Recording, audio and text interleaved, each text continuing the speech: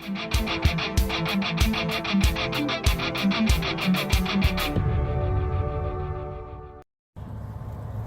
and welcome back to the channel. I just wanted to do a quick video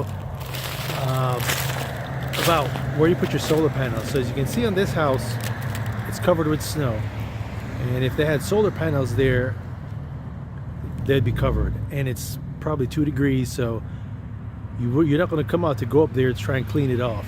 So this is one of the reasons I say do not put solar panels on the roof, especially where it snows, because as you can see, that one's covered as well. Who's going to go up there and clean it once the snow passes and it's frigidly cold outside? So when you put it on a structure that's on the ground, you can then come outside and you can clean it and get it off. As you can see, it's a bright sunny day, and you see all the ice crystals on the trees.